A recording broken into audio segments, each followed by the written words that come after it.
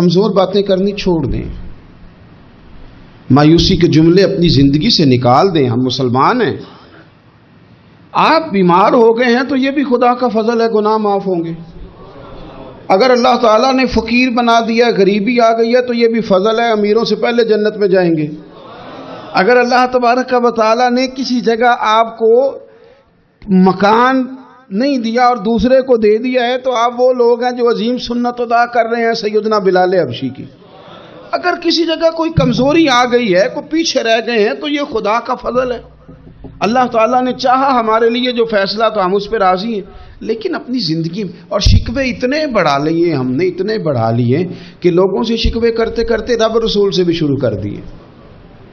غلام بھی کبھی شکوہ کرتا ہے، آقا کا بھی شکوہ ہوتا ہے، بندہ بھی کبھی شکوہ کرتا ہے، رب کا بھی شکوہ ہوتا ہے، یہ بھی کبھی ہوتا ہے. آپ نہ مانے پر یہ شکوہ ہے کہ میں بڑے ڈاکٹروں کے پاس گیا ہوں آرام نہیں آیا.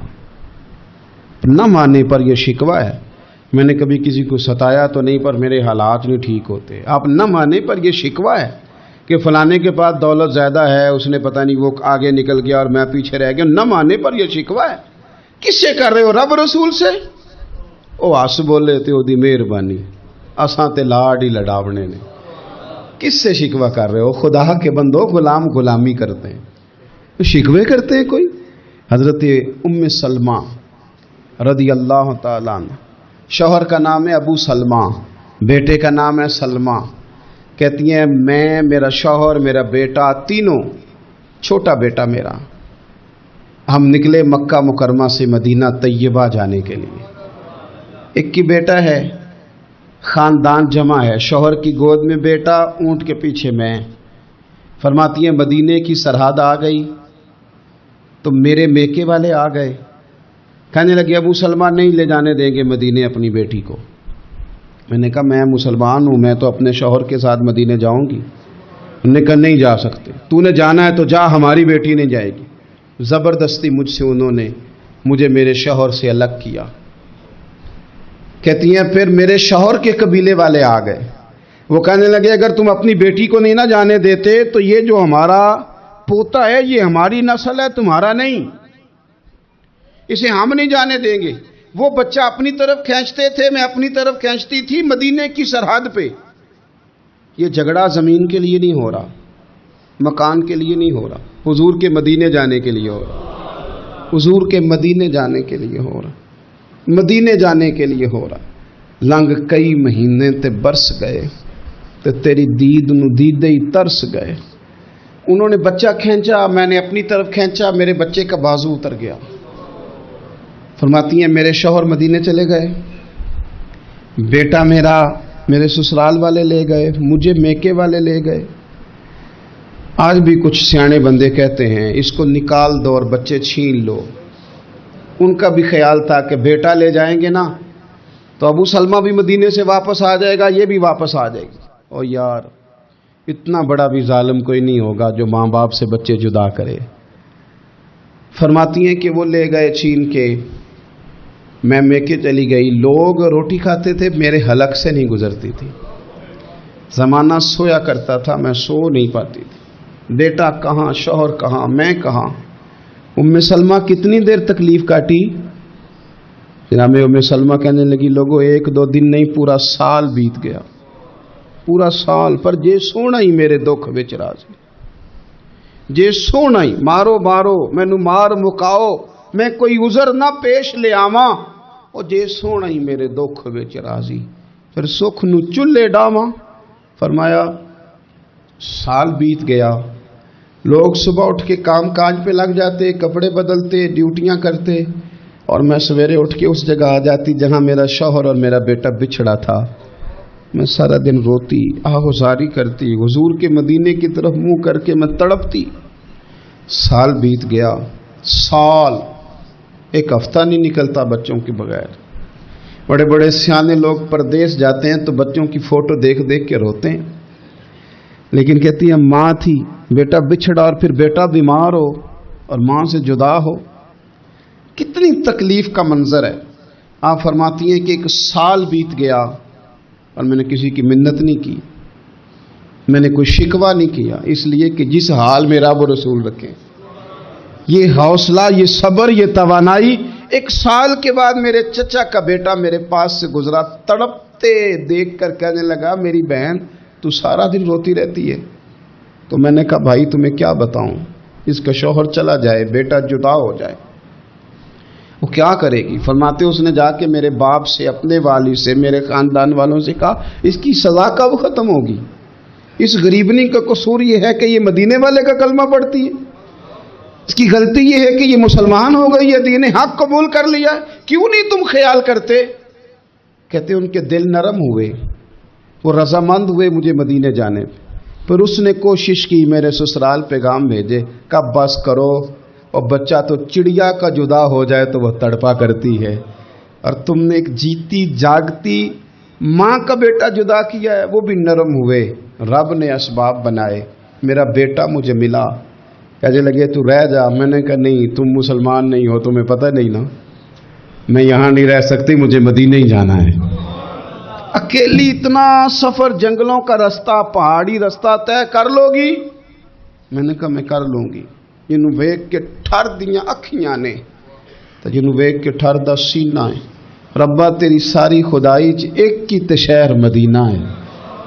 کہتی میں اونٹ پہ بیٹھی، بیٹا میں نے گود میں بٹھا لیا، میں سفر کرنے لگی، پر دل میں کھٹکا تھا کہ اتنا لمبا سفر، بیٹا چھوٹا ہے، کیسے کروں گی؟ کہتے مجھے عثمان بن طلحہ مل گئے، کہنے لگے کہاں جا رہی ہو بہن؟ میں نے کہا مدینے۔ کہنے لگے اکیلے جاؤ گی؟ میں نے کہا جانا تو ہے نا، کوئی ساتھ چلے نہ چلے پر شہر رسول تو جانا ہے نا۔ آپ فرماتی ہیں میں نے عثمان بن طلحہ سے نیک بندہ کوئی نہیں دیکھا، میرے اونٹ کی لگام تھام لی۔ جب مجھے اونٹ پہ بٹھاتے تھے نا، اونٹ بٹھا کے چلے جاتے تھے، میں بیٹھ جاتی تھی تو آ کے لگام تھامتے تھے۔ جب کہیں مجھے اتارتے تھے تو اونٹ بٹھا کے چلے جاتے تھے، میں اتر جاتی تھی تو اونٹ کو باندھتے تھے۔ سونا ہوتا تھا تو اونٹ بٹھا دیتے، میں اتر جاتی، وہ دور جا کے لیٹ جاتے۔ فرماتی تھی پھر میرے لیے میرے رب نے اسباب پیدا کیے اور میں مدینہ پہنچی، میں شوہر سے ملی، اور لوگوں میرے نصیب دیکھو، میں رہنے کہاں لگی؟ حضور کے مدینے میں، شہر رسول میں، شہر اے پائے نظر ہوش میں آ، یہ کوہ نبی ہے۔ میں حضور کے حرم کی زمین اور قدم رکھ کے چلنا، ارے سر کا موقع ہے او جانے والے، مدینے کے خطے خدا تجھ کو رکھے، غریبوں فقیروں کے ٹھہرانے والے۔ کہتی ہے میں وہاں بسنے لگی۔ آپ فرماتی ہیں مسلمانوں شاید مجھ سے زیادہ تکلیف کسی نے نہ سہی ہو، پر دیکھو 1 سال پورا میں تکلیف میں رہی، اور جب میرا صبر سال کو پہنچا، صبر کی عمر 1 سال ہوئی، تو پھر رب نے بندوبست کیا، پھر میرے گھر والے بھی نرم ہو گئے، سسرال والے بھی نرم ہو گئے، رب نے میرے آنے جانے کے لیے ایک بندے کا بندوبست بھی فرما دیا، پھر میرا شوہر تک بھی میں پہنچ گئی، مجھے مدینہ الرسول بھی نصیب ہوا۔ 1 سال میں نے صبر کیا تھا، رب نے مجھے مستقل مدینے کا ٹھکانہ عطا فرما دیا۔ لیکن جو بندہ صبر ہی نہ کر پائے، جو صبر ہی نہ، جو کہ جی بڑی دور سے آیا ہوں، بڑی دیر ہو گئی، بڑا ٹائم ہو گیا، کب جا کے مسئلہ حل ہوگا، وہ جو آپ نے بتایا تھا وہ تعویذ کب اثر کرے گا، وہ دعا کب قبول ہوگی، وہ فلانا معاملہ کب، بھئی یہ ڈیٹ تو آپ کو رب رسول ہی دے سکتے ہیں، بندہ تو کوئی اطلاع ہی دے گا، پیغام ہی دے گا، دعا ہی کرے گا۔ اگر زندگی میں حوصلہ ہی نہیں ہوگا، اگر آپ کو یہ قرار ہی نہیں آئے گا، ٹھہرنا ہی نہیں آئے گا کسی میدان میں۔ دیکھیں کچھ ایسی اذیتیں ہوتی ہیں جو اذیت ناک ہوتی ہیں، لیکن اگر غلامی میں آ جائے نا آپ تو وہ اذیت ناک نہیں ہوتی، اس چبن میں مزہ آنے لگتا ہے۔ کئی درد بھی مزیدار ہوتے ہیں، کئی درد بھی، کبھی زخم ٹھیک ہونے پہ آ جائے نا تو اسے چھیڑو تو مزہ آتا ہے، اس لیے کہ کچھ درد بھی مزیدار ہوتے ہیں۔ آتش سے کسی نے کہا تو روتا بڑا ہے، اس نے کہا محبوب کی یاد میں تڑپتا ہوں، ابھی تو ایک دل ہے، میرے تو خواہش تھی کبھی 2 ہوتے نا تو صحیح کر کے تڑپتا، رب نے دل ایک بنایا، کہتا وہ مزہ دیا ہے تڑپنے کہ میری آرزو ہے یا رب میرے دونوں پہلوؤں میں دل بے قرار ہوتا۔ درد میں بھی مزہ ہے، پر شرط یہ ہے کہ لوگ درد میں بھی جینا سیکھیں۔ ہم نہ آرام میں جینا چاہتے ہیں، پنکھے کے نیچے جینا چاہتے ہیں، کاش کہ ہمیں صحرا میں بھی نیند کا مزہ لینے کا طریقہ آئے، پھر زندگی کے سارے راستے آسان ہیں، پھر ایک راہ بھی مشکل نہیں، لیکن چونکہ حوصلہ نہیں، صبر نہیں، وہ والا قرار نہیں جو ایک مسلمان سے رب رسول کا مطالبہ ہے۔ حدیبیہ کے موقع پہ نا نبی پاک صلی اللہ علیہ وسلم نے جو شرطیں کافروں کے ساتھ طے کی تھی نا، حضور نے نور بصیرت سے کی تھی نا، تو انہی شرطوں نے پھر فتح کے باب کھول دیے۔ ان فتحنا لک فتحا مبینا۔ ایک شرط یہ تھی کہ اگر کوئی مسلمان مدینے سے مکے آئے گا تو مکے والے واپس نہیں کریں گے، رکھ لیں گے۔ پھر غور کریں، کوئی مسلمان اگر مدینے سے مکے آئے گا تو مکے والے واپس نہیں کریں گے، اور اگر کوئی بندہ مسلمان اپنے آقا کی مرضی کے بغیر مسلمان ہو جائے اور وہاں سے وہ مدینے آئے گا تو حضور پناہ نہیں دیں گے۔ تو میرے بھائی، محبوب کی طرف سے آنے والا نہ صرف سوکھ ہی نہیں قبول کرنا چاہیے، دکھ بھی قبول کرنا چاہیے، دکھ بھی قبول کرنا چاہیے۔ ہمارا یہ مسئلہ ہے کہ ہم نہ میٹھی میٹھی کے قائل ہیں، کڑوی کڑوی کے قائل نہیں۔ اگر وہ کبھی دکھ دے نا تو محبوب کا دکھ بھی سکھ سمجھ کے قبول کرو۔ ہاں اس کی طرف سے کانٹا ہے کبھی تو اسے پھول سمجھ کے قبول کرو، وہ چبھے گا نہیں، انشاءاللہ مزہ ہی دے گا، وہ قبول تو کرو نا۔ تو اب حضرت ابو بصیر رضی اللہ تعالیٰ عنہ ایک صحابی تھے، ایک تو حضرت ابو جندل رضی اللہ تعالیٰ عنہ تھے نا، تو وہ تو حدیبیہ میں آ گئے، حضور مجھے لے جائیں، تو نبی پاک نے فرمایا میں نے وعدہ کر لیا ہے، ان کو بھی حضور نے واپس بھیج دیا۔ اور یہ بیچارے نا اپنے آقا کی جیل توڑ کے مکے سے بھاگ کے مدینے آئے، یا رسول اللہ مجھے قبول کر لے، میں بھاگ آیا ہوں، وہ بڑا ظلم کرتے ہیں، مارتے ہیں، تکلیف دیتے ہیں۔ وہ آئے تو ادھر سے نا اس کے مالک نے ایک دو بندے بھی بھیج دیے رکا دے کے کہ یا رسول اللہ آپ کا تو وعدہ تھا کہ آپ بندہ رکھیں گے نہیں۔ یہ آئے اور رکا بھی آ گیا۔ اب ذرا منظر کو سمجھے۔ ہمارا تو یہ مسئلہ ہے کہ کہتے ہیں کہ میری 99 باتیں مانی ہیں، ایک نہیں مانی، لہذا میرا تعلق ہی کوئی نہیں۔ لیکن یہاں کیا کیفیت ہے؟ بندہ رو رہا ہے، تڑپ رہا ہے، حضور میں مار سے بچتا ہوا آیا ہوں، جیل توڑ کے آیا ہوں، مجھے قبول کر لیں۔ ادھر رکا آ گیا کہ آپ کا وعدہ تھا رکھیں گے نہیں۔ اب یہ کتنا مشکل مسئلہ ہے، لیکن رسول پاک علیہ السلام نے فرمایا ابو بصیر میں نے وعدہ کیا یار تجھے واپس جانا پڑے گا۔ ہوئے ہوئے ہوئے،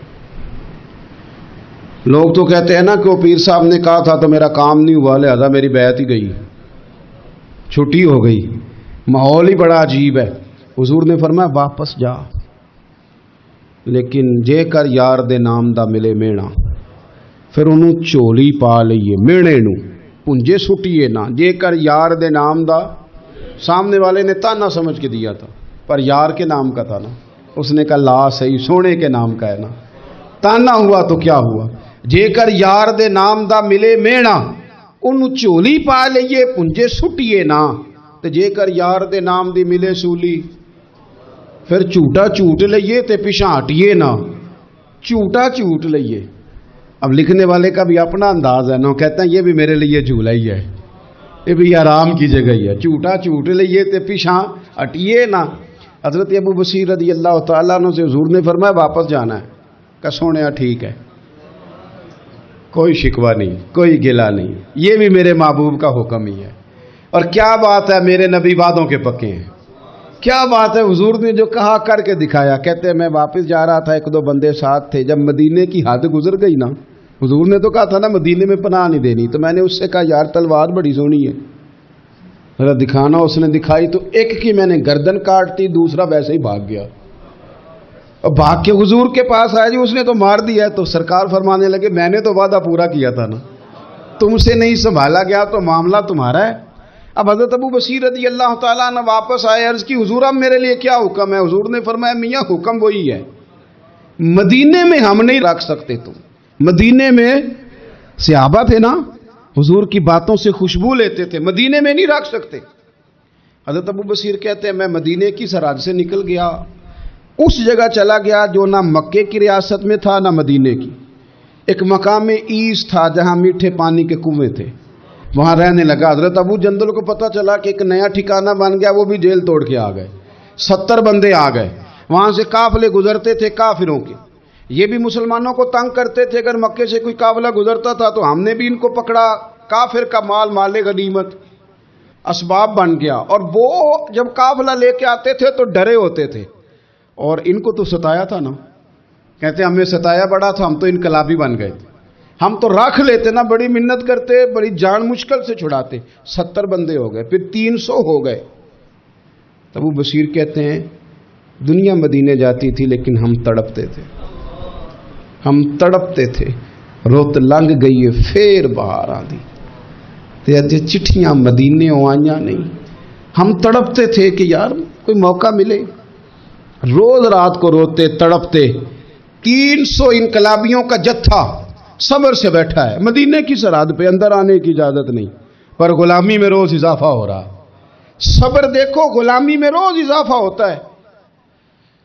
تنگ آ گئے کافر، پہلے بڑی ڈینگیں مارتے تھے کہ دیکھو ہم نے کیسی شرط منوائی ہے، کیسی شرط منوائی ہے کہ ان کا بندہ آئے گا تو ہم واپس نہیں کریں گے، ہمارا جائے گا تو انہیں کرنا پڑے گا۔ پھر اتنے تنگ آئے کہ خود آ کے کہنے لگے حضور مہربانی کریں یہ شرط تو ختم کرے نا، اور ان 300 کو تو مدینے بلائیں، مہربانی فرمائیں۔ حضور بڑے خوش ہوئے، آج غلاموں کے نام پیغام لکھا، غلاموں کے نام پیغام لکھا، چٹھی لکھی حضور نے۔ چٹھی کس چیز کی لکھی؟ آ جاؤ یار مدینے آ جاؤ۔ چٹھی آئی مدینے آنے کے لیے، حضرت ابو بصیر کے نام چٹھی گئی، آ جا یار مدینے، آ جا تیرے نام پیغام سب لائی ہے سرکار نبی سے، اور آیا ہے بلاوا مجھے دربار نبی سے۔ پیغام آیا۔ حضرت ابو بصیر اتنے بیمار تھے کہ نزع کا عالم تھا، لیکن اس عالم میں بھی انتظار تھا۔ اس آخری ویلے اکھیاں میریاں رات تکنائے تیرا، تیرا تے سجنا کچھ بھی نہیں جانا، یہ پا جاویں ایک پھیرا، تے سر میرے تے آن کھلوویں تے پھر پردہ رہ جائی میرا، سوکھا نکلے صاحب ظہوری، یہ ویخ لوے مکھ تیرا۔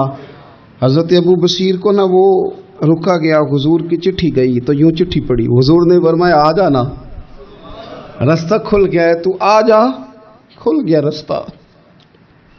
دعا فرماؤ مدینے کے رستے کھل جائیں، کرو نا یار دعا مدینے کے رستے کھل جائیں۔